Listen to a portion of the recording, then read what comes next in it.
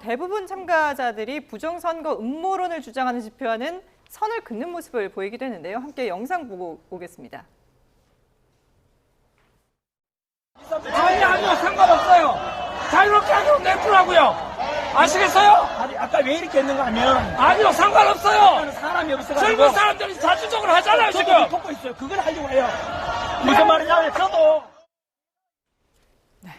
다시 이제 격앙돼 있는 현장 분위기를 보실 수가 있는데 그만큼 이제 저 안에서도 여러 그 목적을 가진 사람들이 모여 있다 보니까 좀 다소 혼란스러운 그런 모습도 있는데 대부분은 부정선거하고는 좀 거리를 두려는 그런 모습을 보여주고 있거든요. 어떻게 보셨어요?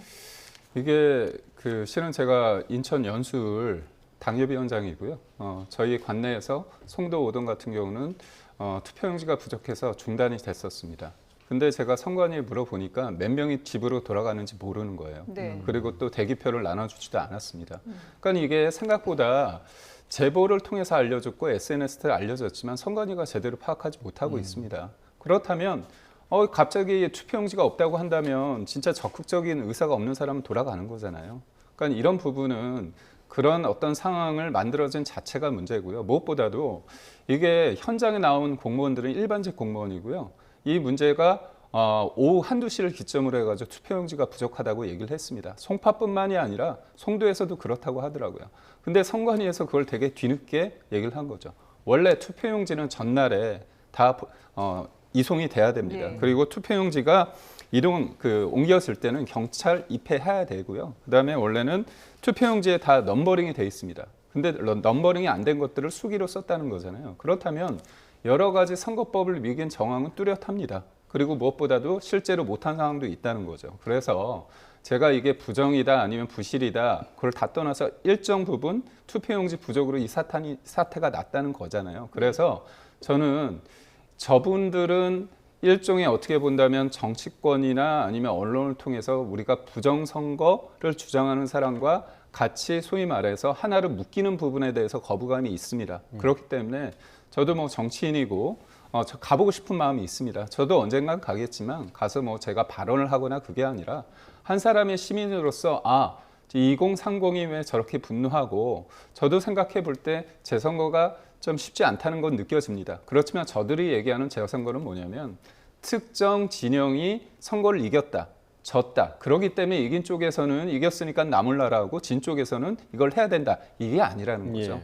절차적 하자가 있다고 한다면 이들에게 있어서 공정은 결과적인 공정뿐만이 아니라 과정상의 공정에 대해서 이게 있어야 된다는 겁니다. 그래서 저 분들의 어떤 순수한 마음 그리고 이 선거 제도에 대한 문제점 여러 가지를 좀 종합적으로 고려해서 정치권들이 이분들을 이해하고 함께 해야 되지 않을까 생각합니다. 방금 저희가 이제 화면을 통해서 보신 네. 것처럼 전한길 씨 같은 맞습니다. 경우는 사실상 정치적인 색깔이 상당히 좀 짙은 네. 그런 세력 아니겠습니까? 그러니까 그 부분에 대해서 경계하는 분위기에 대해서는 좀 어떻게 좀 보세요? 그러니까 저는 그렇습니다. 그 부정 선거를 주장하는 분들 굉장히 외계인처럼 아니면 다른 사람이라고 딱 폄훼하는 거 이 자체도 저는 동의하지 않습니다. 다만 부정 선거를 주장함으로써 인해서 민주주의의 어떤 가치나 그랬던 것을 훼손하고 그걸 실질적으로 어떤 물리적인 충돌까지 하는 부분에 대해서는 전 반대하지만 이분들 또한 우리가 너무나 극우나 부정선거 음모론자다 딱 규정을 프레임을 소위 말해서 정해서 이분들을 볼 필요는 없다고 보고 있고요.